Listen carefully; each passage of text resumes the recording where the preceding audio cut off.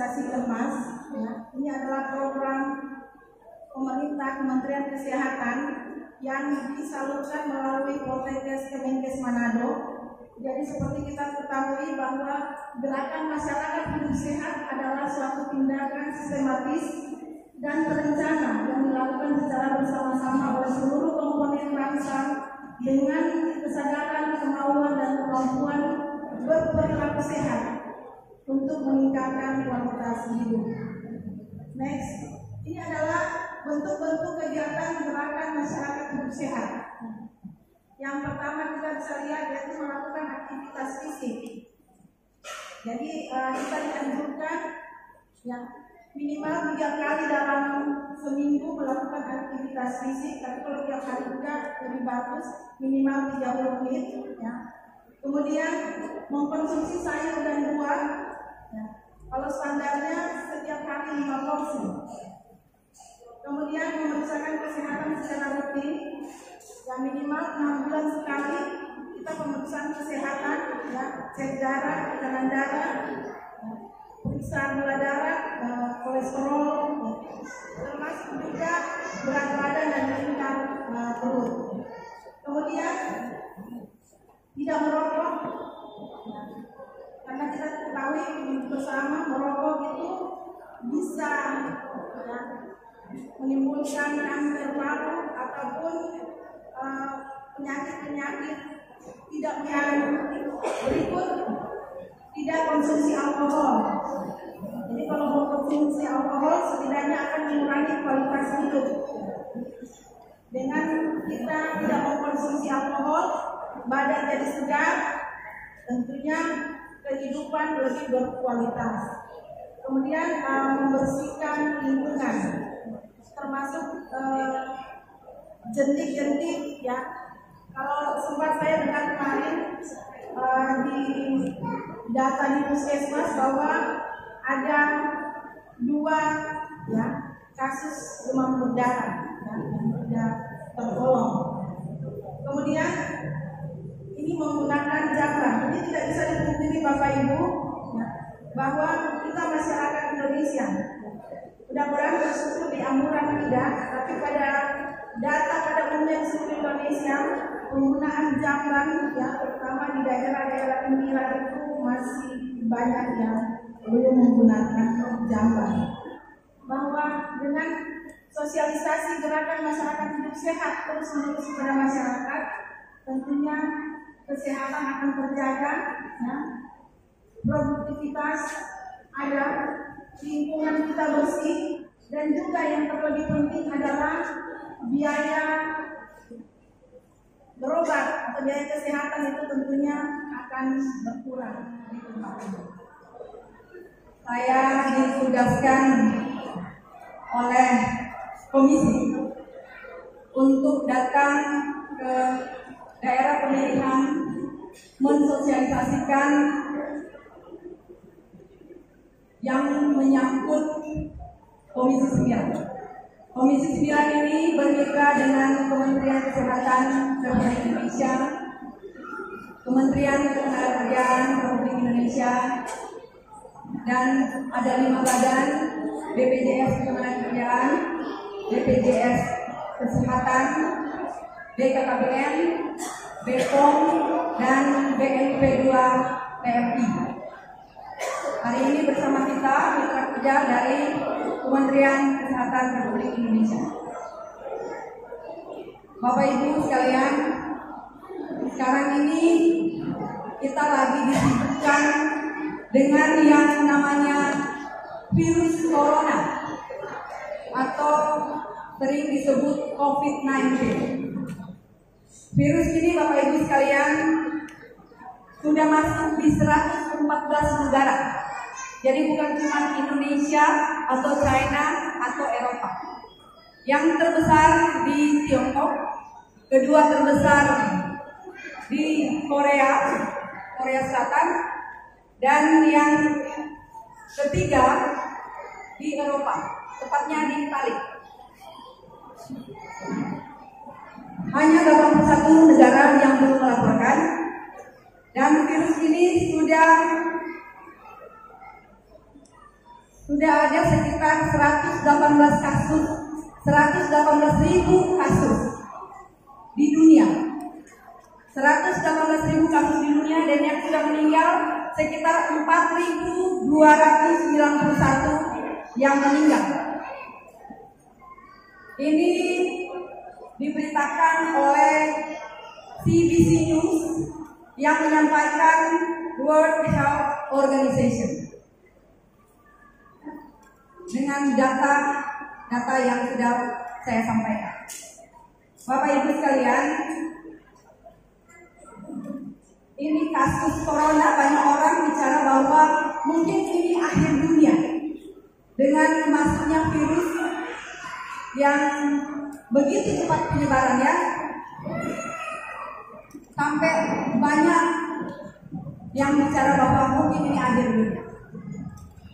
Bapak Ibu sekalian, sebagai orang yang percaya, kita harus tetap beraktivitas, bekerja, dan berdoa, beribadah ke Tuhan yang Maha Kuasa untuk selalu dilindungi, dihindari dari virus atau penyakit yang tidak mampu kita hadapi. Di Indonesia sendiri begitu cepat, dari 2 kemudian jadi 6 jadi 19. Sekarang ini sudah, siapa yang tahu? 34 kasus. Kemudian yang diawasi berapa banyak? Karena baru 6 yang diawasi sudah sekitar 800 lebih. Tentunya dengan bertambahnya pasti ini sudah 1.000 lebih yang diawasi. Diawasi itu siapa-siapa mereka? Tentunya orang-orang yang pernah ada kontak dengan yang sudah terkena virus tadi. Asal mulanya siapa yang dia temui, bicara di mana dia makan dan lain sebagainya, itulah orang-orang yang dicari. Kemudian diawasi oleh Kementerian Kesehatan, dan mereka tentunya kalau bukan di isolasi di tempat tertentu, tentunya mereka diawasi di rumah mereka masing-masing perkembangannya. Ketika ada tanda-tanda, mereka tentunya langsung dibawa ke rumah sakit. Mereka pasti diambil sampel untuk diperiksa. Bapak Ibu sekalian, virus ini di Indonesia belum ada obat. Sampai hari ini belum ada obat. Tapi virus ini sudah diambil oleh biokimia untuk meneliti dia kira-kira bisa hilang dengan kandungan apa. Sementara dicari, siapa tahu dalam waktu dekat kita bisa dapat obatnya. Ada yang bilang minum obat malaria, virus ini bisa hilang. Tapi ini belum ada pengumuman resmi dari Kementerian Kesehatan. Jadi selama belum ada pengumuman resmi, kita tidak bisa serta-merta mengikuti kita minum obat malaria saja. Tidak seperti itu. Bapak Ibu, tadi sudah disampaikan oleh Direktur Poltekkes bagaimana cara menjaga diri. Virus ini cuma kita bisa menjaga diri kita. Pertama, kalau tidak perlu, kita tidak perlu ke mal-mal, ke tempat-tempat umum lainnya. Terutama Bapak Ibu yang sudah usia lanjut. Karena biasanya yang sudah usia lanjut sudah ada penyakit bawaan. Apakah itu ispa, apakah penyakit yang lain. Biasanya yang namanya sudah lanjut usia 60 tahun ke atas itu biasanya sudah ada penyakit bawaan. Nah ini lebih mudah mereka diserang oleh yang namanya virus COVID-19. Jadi kalau tidak perlu, jangan dulu ke mal-mal. Kemudian saya himbau untuk tidak menjenguk saudara yang sakit di rumah sakit. Karena kita tidak tahu siapa yang ada di sana, apakah sudah ada yang terpapar atau belum. Selama ini yang disampaikan bahwa orang-orang yang sudah pulang dari luar negeri atau dia terjangkit dengan orang dari mancanegara yang datang di Indonesia, tapi ada satu kasus orang ini tidak kemana-mana, tapi dia sudah terpapar. Nah ini lagi dicari tahu dari mana dia terpapar. Apakah dia pernah berhubungan dengan orang yang sudah terpapar atau seperti apa? Ini lagi dicari tahu. Jadi himbauan saya kepada Bapak Ibu sekalian agar jaga kesehatan, makan makanan bergizi, makan buah-buahan. Buah-buahan ini tidak harus makan yang buah-buah dari impor ya, buah-buahan. Anggur, apel tidak perlu. Di sekeliling kita banyak yang namanya pepaya, pisang, nanas, jambu. Mari kita perbanyak makan buah-buah lokal yang ada di sekeliling kita. Nah perlu kita harus cari yang buah-buah jauh. Karena yang buah impor ini kita belum tahu apakah itu masih sehat kita konsumsi atau tidak. Mana? Apalagi harus hidup gimana? Hidup sehat itu apa caranya?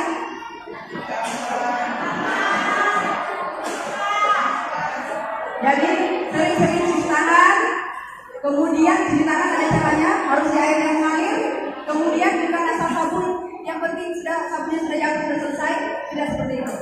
Ada yang bilang harus nyanyi lagu ulang tahun, nyanyi lagu ulang tahun katanya 2 kali, pasti sudah bersih sekali tangannya.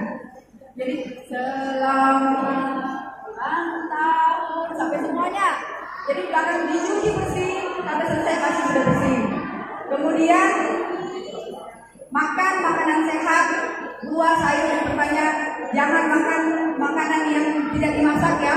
Makanlah makanan yang sudah diolah, sudah dimasak. Ikan, hindari itu daging yang dari luar. Kalau misalkan kita ada ternak, ya mari itu aja yang kita langsung proses. Jadi supaya tidak ada bakteri yang lain. Saya kira demikian. Wassalamualaikum warahmatullahi wabarakatuh. Shalom.